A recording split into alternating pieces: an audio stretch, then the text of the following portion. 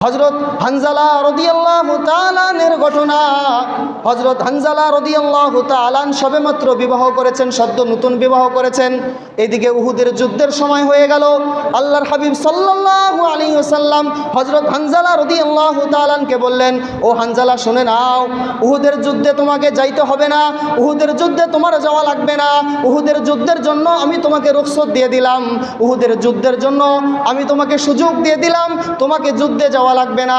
তুমি নতুন বিবাহ করেছো, তুমি বাসর উদযাপন করো, আমি তোমাকে এই উহুদের ময়দান থেকে ছুটি দিয়ে দিলাম। এদিকে উহুদের ময়দানে চলে গেল সাহাবে কেরাম আল্লাহ রাসূল সাল্লাল্লাহু আলাইহি ওয়াসাল্লাম সহকারে। হানজালা রাদিয়াল্লাহু তাআলাকে রুখসত দেওয়ার পর হানজালা রাদিয়াল্লাহু তাআলা বাসর ঘরে ঢুকে গেলেন। হানজালা রাদিয়াল্লাহু তাআলা বাসর ঘর শেষ করার পরে যখন গোসলের জন্য রওনা হবেন, যখন গোসল করার জন্য প্রস্তুতি নিচ্ছেন, এমন সময় মদিনার অলিতে গলি থেকে যেন হেঁটে হেঁটে বলে বেড়ায়, কুতিলা মুহাম্মাদ, কেন জানি মুহাম্মদ দুনিয়ায় নাই, কেন জানি মুহাম্মদকে দুনিয়া থেকে বিদায় করে দেওয়া হয়েছে। এই কথা যখন হানজালা রাদিয়াল্লাহু তাআলা কর্ণকুহরে আঘাত হানলো যে কেন জানি আমার রসুল দুনিয়া নাই, কেন জানি উহুদের ময়দানে হয়তো আমার রসুলকে শহীদ করে দিয়েছে, এই কথা শোনার পর হানজালা রাদিয়াল্লাহু তাআলা বিবির কাছে ছুটে গেছেন। ও বিবি, কেন জানি শুনতেছি মুহাম্মদ আমার নবী আমার নেতাকে শহীদ করে দেওয়া হয়েছে, বিবি আমার তরবারিটা আমাকে দাও, আমি উহুদের ময়দানে ছুটে যাব। বিবি ডাক দিয়ে কয়, স্বামী গো, উহুদের ময়দানে যাবেন ঠিক আছে, কোনো সমস্যা নাই, কোনো অসুবিধা নাই, আপনি উহুদের ময়দানে যান, আমার কোনো প্রবলেম নাই, কিন্তু আপনার যে ফরজ গোসল রয়েছে এই ফরজ গোসলটা করার পর আপনি উহুদের ময়দানে যান, কোনো সমস্যা নাই। হানজালা এবার ডাক দিয়ে বলে, বিবি তোমার মনে কি মহব্বত নাই, তোমার মনে কি রসুলের কোনো মহব্বত নাই, তোমার মনে কি রসুলের কোনো ভালোবাসা নাই? কার জন্য গোসল করব?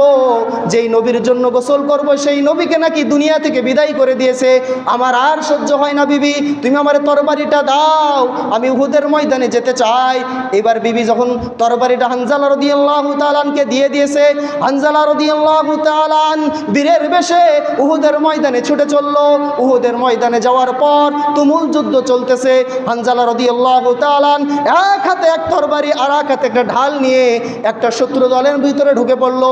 ঢুকে পড়ার পর কিছু কাফেরকে এমনভাবে আঘাত করতেছে যেন পুরা শরীরে শক্তি দিয়ে, কারণ যেই মানুষটাকে জীবনের চাইতে সবচেয়ে বেশি মহব্বত করি, যেই মানুষটার প্রেমে পাগল হয়েছি, যেই মানুষটার প্রেমে পাগল হইয়া আমি ইসলাম গ্রহণ করেছি, কালিমার মতো মালা গলায় পড়ছি, সেই মানুষটাকে নাকি দুনিয়া থেকে বিদায় করে দিয়েছে। এই কষ্টে, এই আঘাতে, এই শোকে হানজালা রাদিয়াল্লাহু তাআলা এক একটা করে কাফেরকে ধরতেছে আর এক একটা কাফেরকে জাহান্নামে পাঠিয়ে দিচ্ছে। এইভাবে কয়েকজন কাফেরকে মারার পর হানজালা রাদিয়াল্লাহু তাআলা নিজেও শাহাদাতের পেয়ালা পান করে নেন। সুবহানাল্লাহ। হানজালা রাদিয়াল্লাহু তাআলা যখন শাহাদাতের পেয়ালা পান করে নিলেন, উহুদের যুদ্ধ প্রায় শেষ অবস্থা, যখন শেষের দিকে চলে গেছে, আল্লাহর হাবিব সাল্লাল্লাহু আলাইহি ওয়াসাল্লাম ডাক দিয়ে বলে, ও আমার সাহাবারা শোনো শোনো, দেখো সারা উহুদের ময়দান খুঁজে খুঁজে দেখো আমার সাহাবে একরাম কোথায় কে শহীদ হয়ে পড়ে আছে। এই আদেশ পাওয়ার পর সাহাবে একরাম রাদিয়াল্লাহু তাআলা উহুদের ময়দান খোঁজা শুরু করলেন। সমস্ত লাশগুলো একত্রিত করা হলো। আল্লাহর হাবিব সাল্লাল্লাহু আলাইহি ওয়াসাল্লাম ঘোষণা দিয়ে দিলেন, ও আমার সাহাবারা শুনে নাও, আমার এই সমস্ত সাহাবীদেরকে তোমরা গোসল দিবা না, আমার এই সমস্ত শহীদ সাহাবীদেরকে তোমরা গোসল দিও না, তোমরা গোসল ছাড়াই দাফন করে দাও। কারণ কাল কিয়ামতের ময়দানে যখন এই সমস্ত সাহাবে কেরামরা উঠবে রক্তে রঞ্জিত অবস্থায়, কারো এক হাত নাই, কারো দুই হাত নাই, কারো বা পা নাই, বিভিন্ন অঙ্গহানি অবস্থায়, রক্তে রঞ্জিত অবস্থায় আল্লাহ তাআলার দরবারে যখন হাজির হবে, আল্লাহ তাআলা যখন প্রশ্ন করবে, ও আমার বান্দারা তোমরা এরকম রক্তে রঞ্জিত অবস্থায় কেন এসেছো? তোমাদের দেখি কারো হাত নাই, কারো দেখি পা নাই, তোমরা এই অবস্থায় কেন এসেছো? সেই দিন এই সমস্ত সাহাবীরা জবাব দিবে, আল্লাহ আমরা আপনার প্রেমে পাগল হইয়া, আপনার রসুলের মহব্বতে পাগল হইয়া আপনার দিন আপনার জমিনে প্রতিষ্ঠা করার জন্য কাফেরদের বিরুদ্ধে লড়াই করে যুদ্ধ করতে করতে আমাদের এই জীবনকে আপনার জন্য উৎসর্গ করে দিয়েছি। সুবহানাল্লাহ। আল্লাহর হাবিব সাল্লাল্লাহু আলাইহি ওয়াসাল্লাম যখন ঘোষণা দিয়ে দিলেন, সাহাবা একরাম গোসল ছাড়াই দাফন দেওয়ার জন্য প্রায় সমস্ত কার্যক্রম শেষ করে ফেলছে। এমন সময় এক মহিলা এসে হাজির। মহিলা বলে, ইয়া রাসূলুল্লাহ, ইয়া হাবিবাল্লাহ, ইয়া সাইয়্যিদুল আম্বিয়া, ও রহমতের নবী, দয়ার নবী, আপনি তো সাহাবা একরামদেরকে হুকুম দিয়ে দিয়েছেন সবাইকে যেন গোসল ছাড়া দাফন দেয়, কিন্তু আপনার প্রেমে পাগল হইয়া, আপনার প্রেমে মাতোয়ারা হইয়া আমার স্বামী হানজালা, যাকে আপনি রুখসত দিয়ে দিয়েছিলেন, যাকে আপনি অনুমতি দিয়েছিলেন যে তোমার উহুদের ময়দানে যাওয়া লাগবে না, ইয়া রাসূলুল্লাহ, বাসর করার পর যখন গোসলের জন্য আমার স্বামী প্রস্তুতি নিচ্ছে, ঠিক ওই সময় কেন জানি একটা আওয়াজ ভেসে আসলো, কুতিলা মুহাম্মদ, যে মুহাম্মদকে দুনিয়া থেকে বিদায় করে দেওয়া হয়েছে। এই আওয়াজ শোনার পরে ইয়া রাসূলুল্লাহ, আপনার প্রেমে পাগল হইয়া আমার স্বামী আর গোসলের দিকে যায় নাই, সঙ্গে সঙ্গে তরবারি নিয়ে এসে উহুদের ময়দানে শাহাদতের পেয়ালা পান করছে।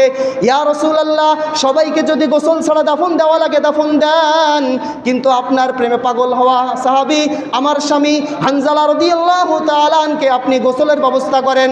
এ কথা শোনার পরে আল্লাহর হাবিব সাল্লাল্লাহু আলাইহি ওয়াসাল্লাম সাহাবা একরামদেরকে বললেন, ও সাহাবারা শোনো, দেখো দেখো আমার প্রেমে পাগল হওয়া হানজালা রাদিয়াল্লাহু তাআলা লাশটা খুঁজে নিয়ে এসো।